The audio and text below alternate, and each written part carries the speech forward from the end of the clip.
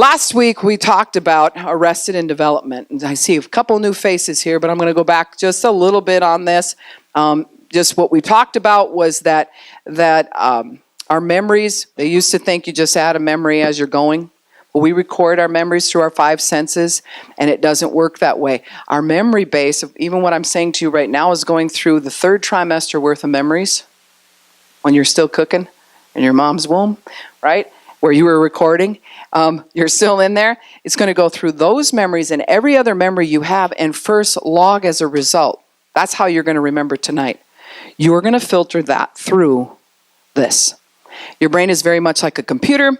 They've designed computers by what they know about the brain, and the more they figure out about the brain, the bigger they can make a computer, believe it or not. Our brain downloads, it logs, it files, it can have glitches. You can freeze your computer, right? It can lock up. You can have a virus. You can have too many commercials. Right?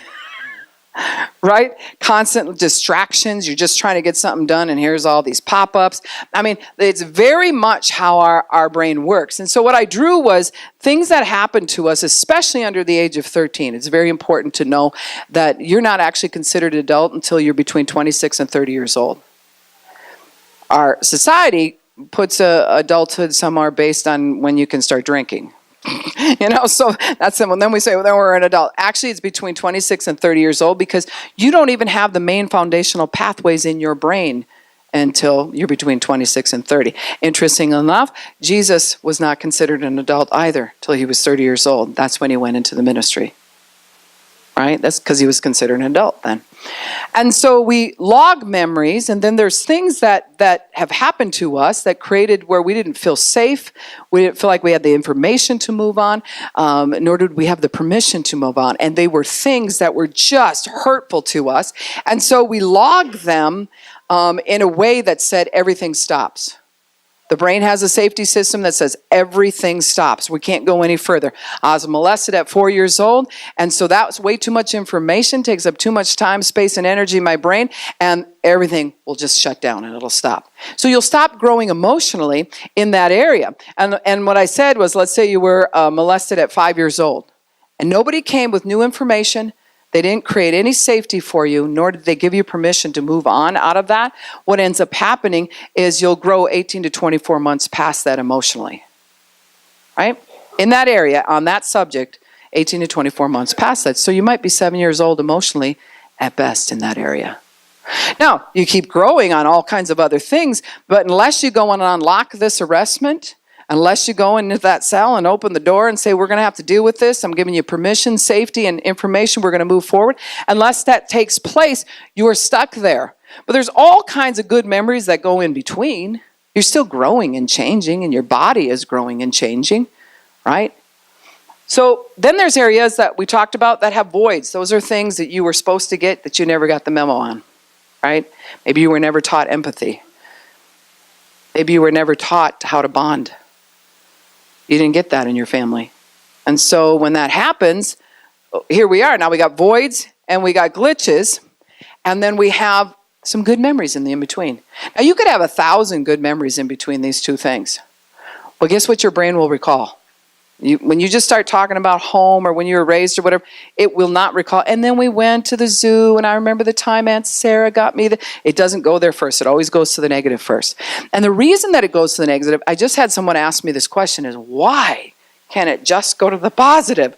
The negative's over. I should be able to recall something. Come on. But what ends up happening is whatever is negative that's unresolved, it's a pop-up on the screen of your computer because you never finished that. You never brought closure to it. You never closed that out. So it's stuck there. And so anytime something in the now comes through, grabs these files, or touches or triggers any of these files, boom, you will relive that moment. And we've talked about that. The difference between recalling something and reliving it is big. A couple people up here tonight, we're starting to relive something rather than like, I remember that. And you can say, I remember when I fell off my bike, scunned my knee. I remember I cried really hard. My mom got back to you now and made me scream even harder. I remember that. But I'm not reliving it like it's a trauma, right? When you recall it and you relive it, it's like a flashback. Then what ends up happening is like that file opens up just the way you logged it through your 5 senses. We've also talked about being hypervigilant. I'm just going through recall to catch everybody up.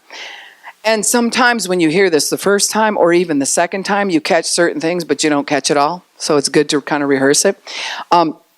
There's something about being hypervigilant that comes out of that. Hypervigilance is something that where your file opens up, you recall everything, and the way you recalled it was heightened, right? It would be like you can recall this church service right now. Just recall this section of it. It's kind of peaceful. I'm talking. I'm not screaming at you. Nobody's in here with a gun flashing it around. We're just cool.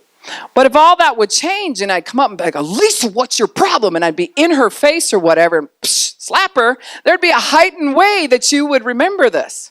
All of a sudden, your senses would go, oh, and it would suck the memory in a heightened way. It would just be like, oh, how you hear it, how you see it, everything just goes amplified in your head. All right, we'll say that happened when you were 5, when you went through trauma, and it was amplified. And then it arrested out, and your brain's way of bringing a safety said, shh, quiet, just sit here. You'll be all right. We'll just move on because we don't have the information to go any further, right? It does that as a safety because if you leave it on amplified mode, it's like leaving a speaker up too high for too long or turning up the bass too high for too long, right? You blow a speaker. So it's the same thing. You blow a valve, you get that too much. Well, what happens is then it'll tuck into that file, and when you go to recall it, if something triggers it, you relive it, but it comes out heightened. It can come out heightened. We've had people, and if you're one of them, don't take offense. We're just being up straight and honest here, right? Where it's like just the music, just a building, just, you're too many people will trigger some form of abuse, and you got to go out and stand in the hallway, right? Just so you can breathe. And that's okay. Because that's brave to come in and do the opposite of what your brain's feeling. You got to put pressure on it to get it to a healthy place. But you might not be that person who can sit through a whole thing like this. You just got to go, breathe. Because once you start recalling something, you're recalling it in a heightened way. Once you have healing in something, you can just talk about it. Like I can say, I was molested. I can say that there is no emotion. I'm not reliving anything or whatever. But if I'd have said that 20 years ago, first of all, it would have been hard to come out my mouth. Secondly, I'd have been shaking, right? My heart rate would have went up. My eyes would be batting a little bit harder, right? I'd be pacing a whole lot more. And it would be like, I can't even believe I said this. Because the heightened awareness is now how I'm remembering this. A car accident can be that way. What just happened with you guys hitting a deer, right? Now, if I'd have came up on your vehicle and I'd have opened the door and went, oh, what's happening? Are you guys okay? Oh my goodness. And if I'd have done that, I would have added to the heightened, right? But how did I do it? Yeah, I just opened the door. I say, you're going to be all right, right? Right? Yeah. Grabbed her. They hit like 3 or 4 deer on the way home from church, right? And so you can log a memory heightened in that way. And the people around you can help to ramp it up, or they can be calm enough. I mean, you look for that nurse. If your grandma's having a heart attack, you were looking for that nurse who is as calm, right? You're looking for that person to say, it's going to be all right. This is what's happening right now. I need you to look at me. This is what we're going to do, right? You're not looking for the one going, where's the doctor? I don't know, because they're ramping up what's already going on the inside of you. So I say all this now to get to the point of what we talked about last week, is when we stay younger than our age group, it causes us to be afraid of ourselves. I'm afraid that someone's going to trigger my 5-year-old, my 8-year-old, my 12-year-old self. Because then when I relive something, I don't know if I can keep that secret anymore. I don't know if all of a sudden it isn't just going to come flinging out, and then you're going to see me a certain way, and I'm going to be like, okay, now I feel embarrassed and ashamed on top of it. Many times we practice stuffing our story over and over. We're practicing it because we didn't get the answer to move this on and fulfill this so that you can just move on and grow right out of it. And so we have to practice silencing it. It's like silencia, right? That's the Spanish way. Silencia, quiet. Actually, it's more like shut up, but anyway, silencia. And so there's that. And so the voids aren't anything you can count on. You know, if something triggers a void, like that's an area like you need empathy right now, and you're like, I actually don't know what that looks like. I don't know how to give it, nor do I know how to receive it. You need boundaries right now. I don't actually know what that looks like. So what happens is we get ourselves into trouble. We say no when we should have said yes, or we say yes when we definitely should have said no. And then we turn around and condemn ourselves for the behaviors that we're now into. And it starts this whole big cycle of hating you. I hate me. I don't like me. I don't like when my kid shows up. I don't like when the teenager part of me shows up. I don't like that sassy part of me. I don't like that fit thrower part of me. I don't like the anger that's pent up inside. I just don't like it. But how do you get away from you? I've said this before when I taught anger resolution. I used to tell my husband when we were first married, he'd say, where do you want to go on vacation? I said, anywhere away from me. I need a vacation from me and all the thoughts that are in my head. If I could just say, now you stay here. I'm going to Hawaii. When I get back, I will deal with you. The problem is you are your information. It goes wherever you go. And so you can try the happiest things, but that information's still there. Right? It helps to go see a comedian and laugh and do some fun stuff or whatever. That helps. But guess what? Somebody triggers one of these, it's still going to show up. The Lord told me to go back and revisit this, even though we've heard this before. Many of us have heard this before because remember I said you have to have permission, safety, and new information. Some of you have gotten new information. You're like, man, I've been studying. I'm at a Bible study, and I went to counseling, and I'm even just got taught on deliverance, and now I'm learning how to study the Bible myself. Information, right? Some of you got information, but you have no permission to deal with that. So what we do, and especially in real religious places, it's a training where you just go, well, that's all right. I'll just put my information out there so people see my knowledge. It shows that I'm healthy. See my knowledge? I'm healthy. See, even though I feel like freaking out right now, here's my knowledge. Have some knowledge. You want some money? Oh, here you go. I'll show you how to cross-reference things. I'll talk to you in the Greek. I'll do all that because I don't want you to see the little kid inside of me. So we'll just put it out there.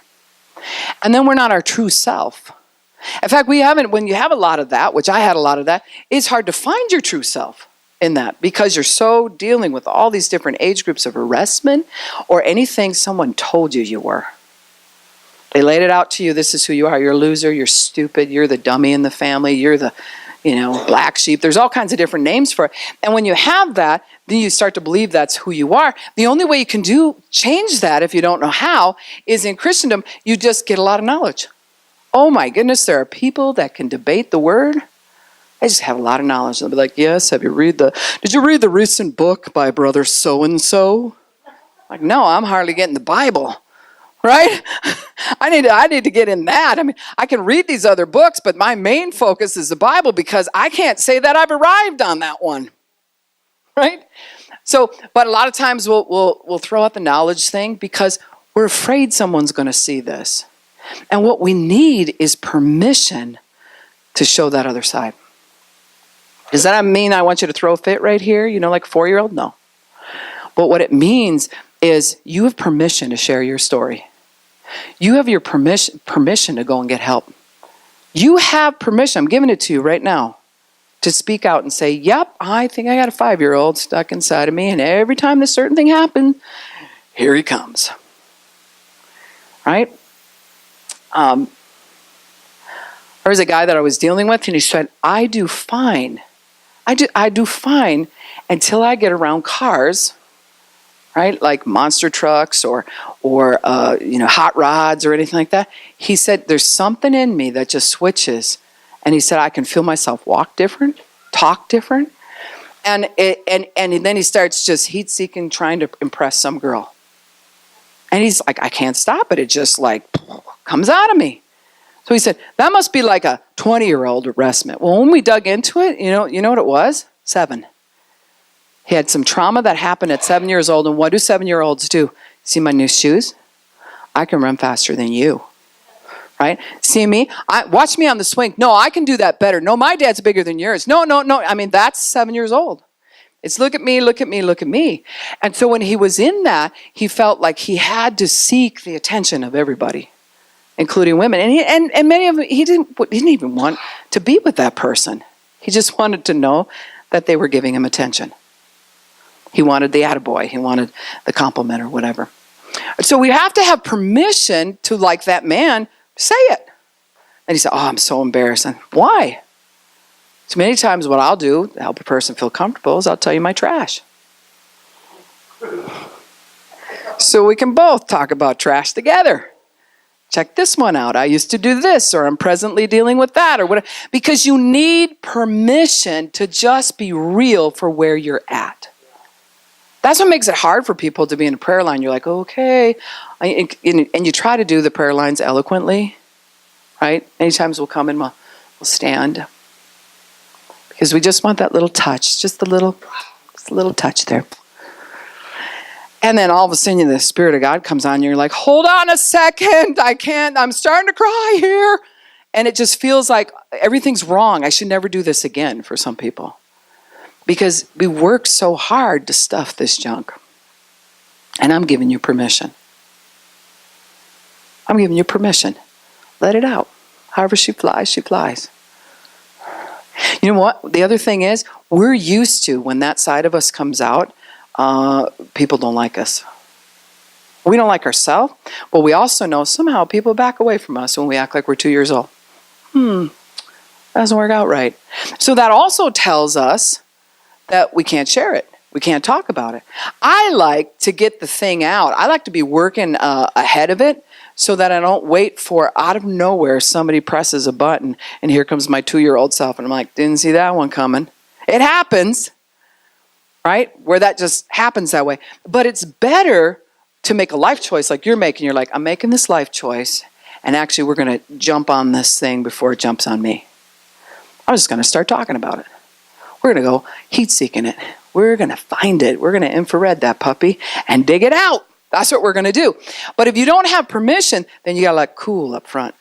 You just got to get, I'm here to get knowledge. That's what I'm here for. Some people go to rehab like that. They'll just like, or they'll go so many times that they could almost be the teacher. Because it's a knowledge thing. Right? And then you put the knowledge out there. And somebody says, you need help? No, I actually know how that chemical works. And then we blah, blah, blah. And then it kind of sounds like by virtue of its puricism, it diverses metaphysics. And we put our knowledge out there. And so that people will go, oh, he must know what he's doing.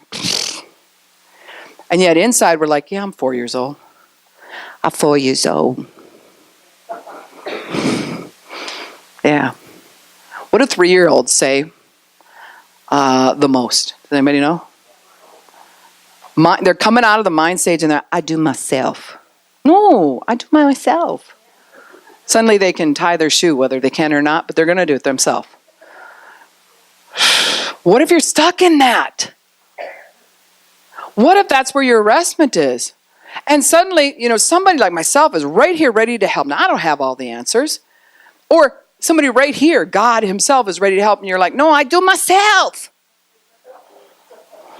Right? And they'll walk out with their shoes all jacked up because they don't really know how to tie them. And they're mad because they want it. They thought in their mind they could do it. And they found out they couldn't. It's good for them to try. But they can get sassy about it. I do myself.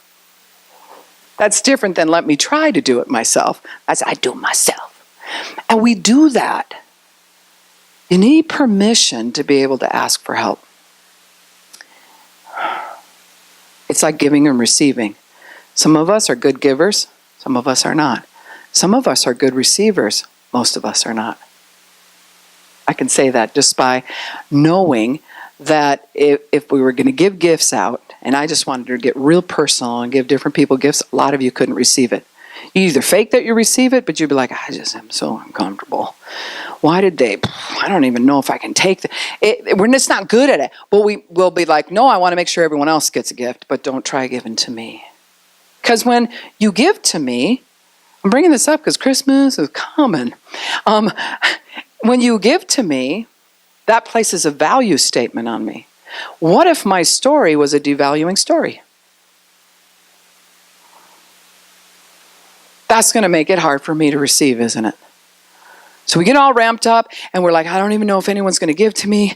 I'm not even sure. Okay, no, I don't need anything. That's what's going to happen. I don't need anything. And then we'll find somebody to give to so we can feel good about placing a value statement on somebody else, but we plain don't know how to receive. Everybody receives differently. I'm not the person who goes, oh my goodness, oh my, and I don't do that when somebody gives me something. I'm like, hey, thanks. But inside, how that translates inside of me is like, this rocks. It's awesome, right? It has to do with a motorcycle. I might actually do that part, but anything else, I mean, but there is something that we have to remember. Our training is in that.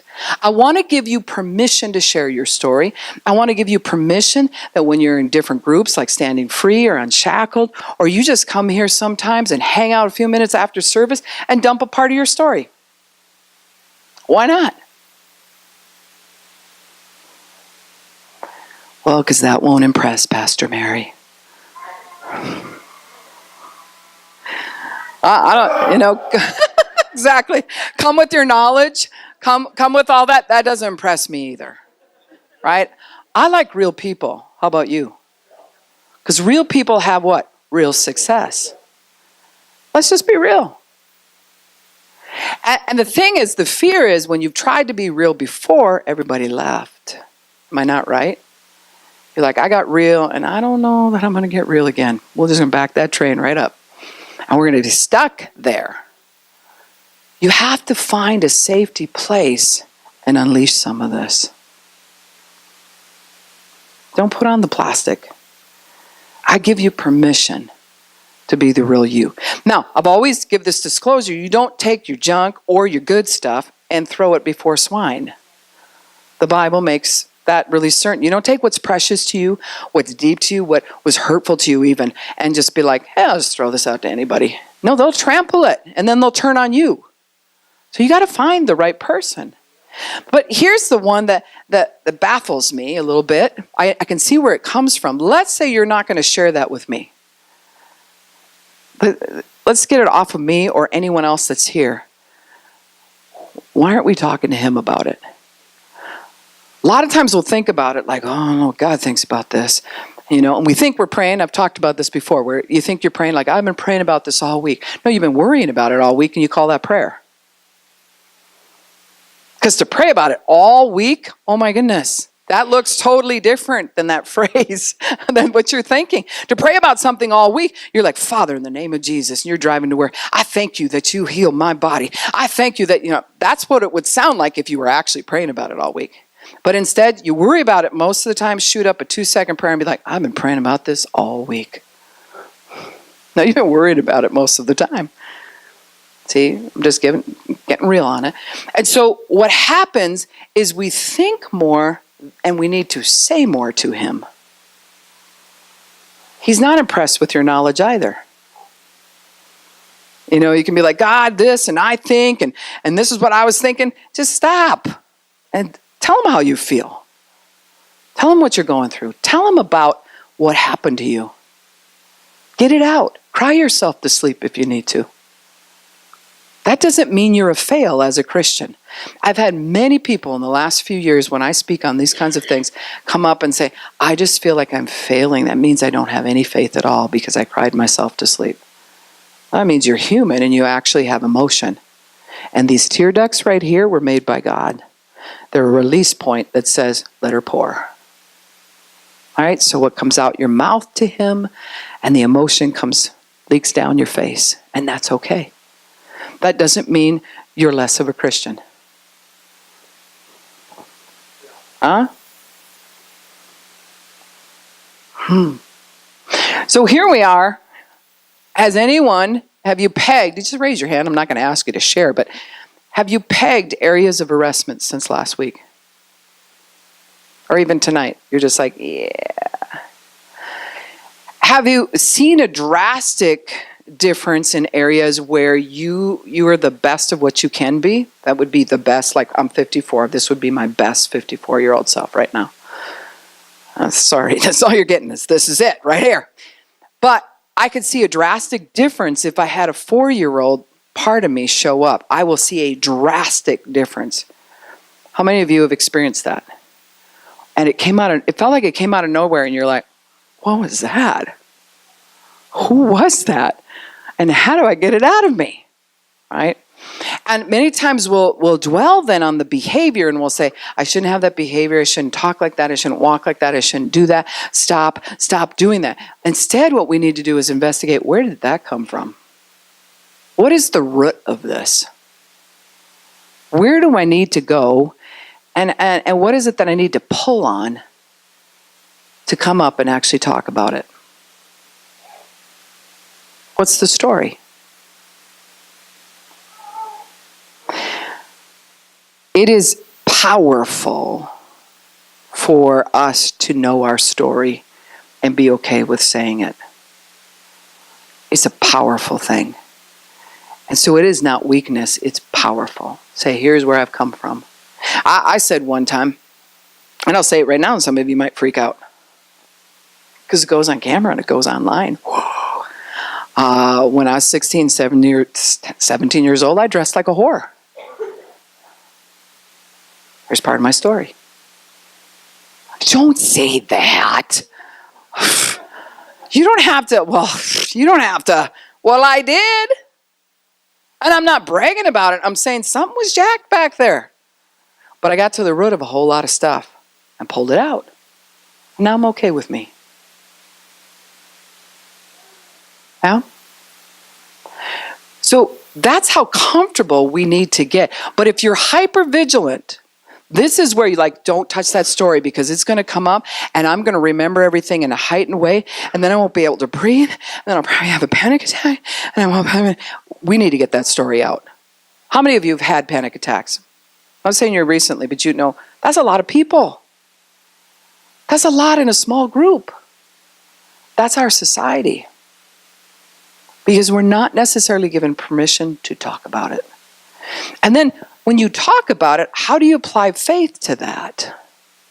Sometimes it's not so allowed in church that if somebody said, I dress like a whore, okay, I'm just being blunt. Well, that it does that to the atmosphere for a lot of people, especially if you're religious. And then on top of it, when that happens, it's like, then who says, let me help you with that. Let's pray together. You're all right. Let's just walk through this. It's rare. Am I not right that it's rare? It's rare. And so what's happened is we've turned to, instead of going to God and going to the body of Christ, we've turned to our psychiatrists, we've turned to random people we don't even know. Paid lots of money to get our story out. I'm not saying don't go to those. If God leads you to go to something like that, you go to it. But it shouldn't be the majority of our society. There is a way that seems right to man, but it ain't. It's messed up. And so what I'm saying is that I'm giving you permission and safety to let the story out. Because if next year at this time, you're still holding on to all of that, you're going to have a little bit more knowledge, but not have gone anywhere. Am I not right? You have a little bit more knowledge, but you won't be able to mark and see where, hey, I grew. I came up out of something. I went ahead and I gave permission to my 4-year-old self to come on forward. And it was okay. I can mark the difference. I feel different. It's okay to do that. Now, the first person we have to learn to do that with is God. Now, I'm just going to say this, and I want you to think about it. If you had a choice between a friend or a counselor you knew and talking this through with God, who would you choose first?